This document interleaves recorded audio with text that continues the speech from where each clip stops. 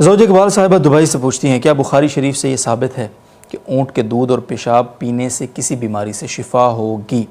کیونکہ کسی نے بتایا ہے کہ کینسر کا علاج اس طرح سے کیا جا سکتا ہے، تو کیا یہ جائز ہوگا؟ وہ قبیلے کی شاید کہانی صحیح ہے بخاری میں رسول اللہ صلی اللہ علیہ وسلم سے یہ بات روایت ہے، حدیث ہے کہ آپ صلی اللہ علیہ وسلم نے، عرانیین قبیلہ تھا، جی ان کو پیٹ کی بیماری ہو گئی تھی، تو آپ نے ان کو اونٹ کا پیشاب پینے کا حکم دیا۔ اشربوا من البانہا و ابوالہا، ایسے الفاظ ہیں کہ اس کا دودھ بھی پیو اور پیشاب بھی پیو۔ تو اس حدیث کی بیس پر بعض حضرات اس کے قائل ہیں کہ اونٹ کا پیشاب کی اسلام میں اجازت ہے، لیکن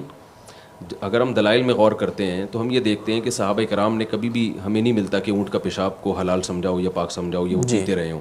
کیونکہ کسی حدیث کی جب کوئی تشریح کی جاتی ہے تو دوسری حدیثوں کو بھی سامنے رکھا جاتا ہے اور صحابہ کرام کے عمل کو بھی۔ ٹھیک ہے، تو دوسری جتنی بھی احادیث ہیں ان میں پیشاب سے بچنے کی بہت سخت تاکید ہے۔ آپ صلی اللہ علیہ وسلم نے فرمایا استنزہوا من البول فإن عامۃ عذاب القبر منہ، پیشاب سے بچو اس لیے کہ اکثر عذاب قبر پیشاب کی وجہ سے ہوتا ہے، یعنی پیشاب کی چھینٹوں سے بچنے کا حکم ہے تو پینے کی اجازت کیسے ہوگی؟ تو ہم دیکھتے ہیں کہ اس کے علاوہ بھی کہیں بھی آپ صلی اللہ علیہ وسلم نے کسی صحابی کو نہ پینے کی اجازت دی، اور نہ صحابہ کرام میں ہم یہ دیکھتے ہیں کہ وہ اونٹ کے پیشاب کو پیا کرتے تھے یا کچھ جائز سمجھا کرتے تھے، بلکہ جیسے دوسرے پیشاب سے بچتے ہیں اسی طرح اونٹ کے پیشاب سے بھی بچا کرتے تھے۔ اس وجہ سے کہ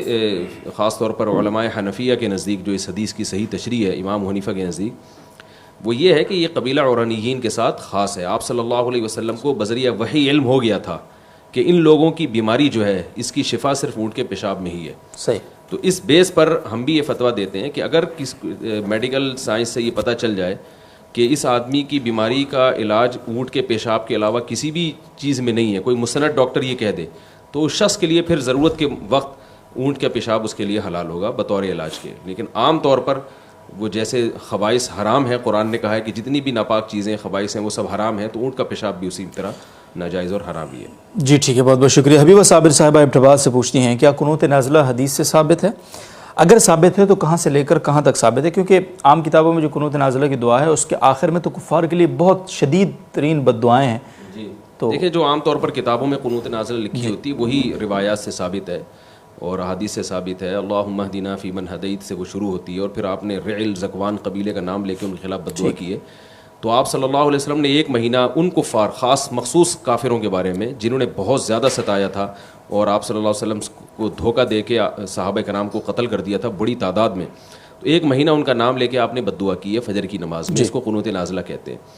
لیکن پھر قرآن مجید کی آیت نازل ہوئی لیس لک من الامر شیء او یتوب علیہم او یعذبہم فانہم ظالمون،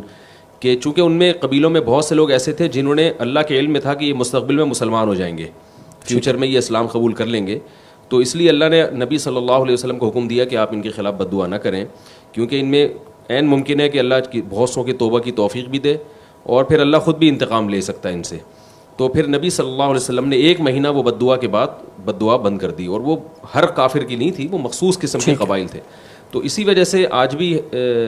امام شافعی رحمہ اللہ تعالیٰ تو اس طرف گئے ہیں کہ فجر میں ہمیشہ قنوت نازلہ پڑھی جائے گی، امام اسی حدیث کی بیس پر۔ لیکن امام حنیفہ کی رائے اس بارے میں یہ ہے کہ چونکہ ایک مہینے بعد بند کر دی تھی آپ صلی اللہ علیہ وسلم نے، تو ہم بھی یعنی فجر میں مستقل معمول نہیں ہوگا۔ اگر کہیں کسی علاقے میں مسلمانوں پر بہت زیادہ ظلم ہوتا ہے مخصوص قسم کے کافروں کی طرف سے، تو پھر ان کے لیے ایک مہینے تک یا 10-15 دن تک اس کی گنجائش ہے، بلکہ سنت ہے